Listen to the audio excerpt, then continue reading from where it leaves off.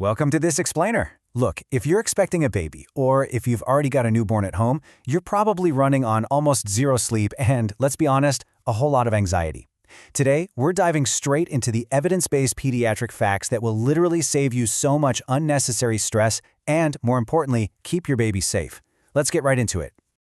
So, have you ever found yourself standing over your baby's crib in the middle of the night, just absolutely terrified you might accidentally do something wrong? It's a heavy, overwhelming feeling, right? But here's the thing. It's a feeling that almost every single new caregiver experiences. You are definitely not alone in this. And this quote really hits the nail on the head. When parents make common newborn care mistakes, it almost never comes from a place of neglect. Actually, it comes from a place of profound love, combined with just not having the right information. Well, today, we are fixing that. We're tossing out those outdated myths and replacing them with solid medical facts. To make all this super easy to digest, we've organized these 10 common mistakes into 5 distinct pillars. We'll be looking at safe sleep and comfort, feeding and hydration rules, hygiene and cord care, spotting medical red flags, and finally, safety and routine checkups. All right, moving right along to pillar number 1, safe sleep and comfort. Now, for generations, parents were told that babies sleep more soundly on their stomachs. You've probably heard it from a well-meaning relative. But the absolute medical fact is that stomach sleeping drastically increases the risk of sudden infant death syndrome, or SIDS. The absolute safest position? On their back, on a firm mattress, in a completely empty crib.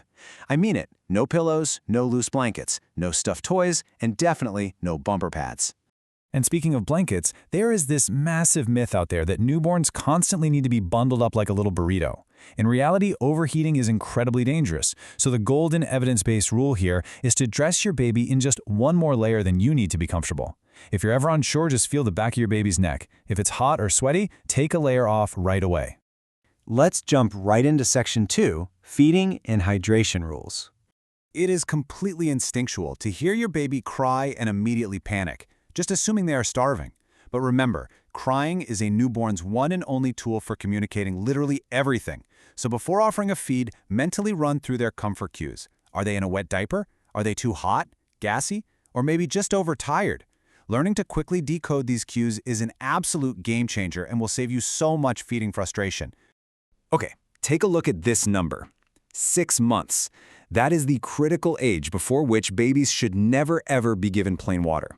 There's this incredibly stubborn global myth that babies need water on hot days to stay hydrated, but giving water before that 6-month mark can actually disrupt a newborn's developing system. Instead, the solution is beautifully simple.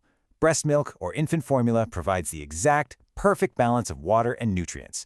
By sticking exclusively to these, you're making sure your baby gets absolutely all the hydration they require. Yep, even in the absolute warmest climates.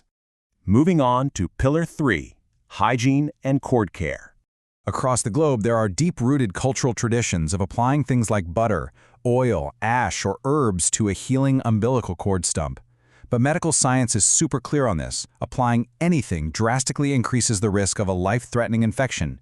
The only evidence-based practice is to keep the cord completely clean, perfectly dry, and just let it fall off naturally.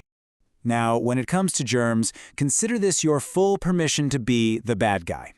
Everyone loves a new baby, right? But you absolutely must ask everyone, with 0 exceptions, to wash their hands before touching yours.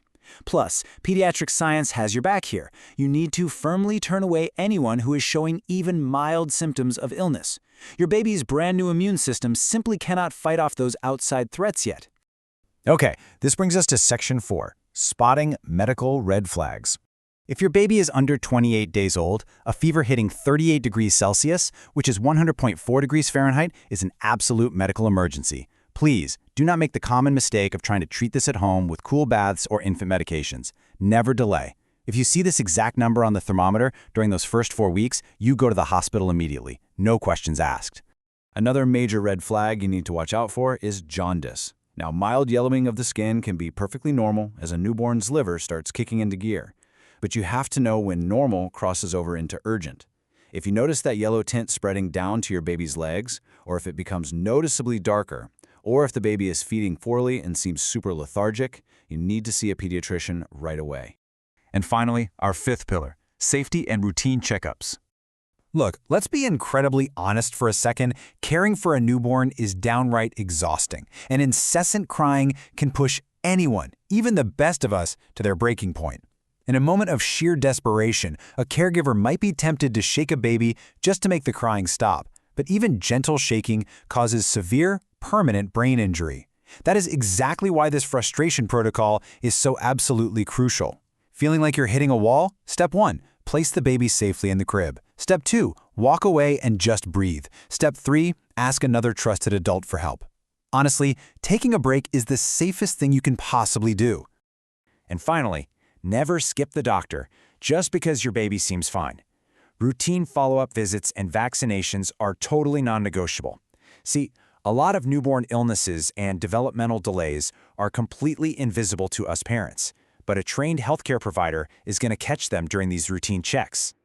Okay, let's lock in everything we've just talked about. Here's a quick recap of the 10 evidence-based behaviors that need to replace those dangerous myths. We've got back sleeping, using just one extra layer, clean and dry cord care, decoding those cry cues, no water before 6 months, immediate emergency care for infant fevers, using the frustration protocol, strict hand washing, urgent jaundice checks, and, of course, attending every single doctor's visit. So here's the ultimate takeaway from all of this. Parenting isn't about being perfect. It's about making informed choices. By simply taking a few minutes to learn these facts today, you have actively transformed your natural, everyday parenting anxiety into empowered, confident, and incredibly safe parenting. You are now armed with a totally science-backed roadmap for your baby's health. So, the question really isn't whether you love your baby, it's how you're going to use this knowledge to protect them. Which of these evidence-based habits are you going to boldly enforce with your family and visitors starting right now? Discuss it today, stand your ground, and let's keep these turny humans safe. Thanks so much for joining me on this explainer.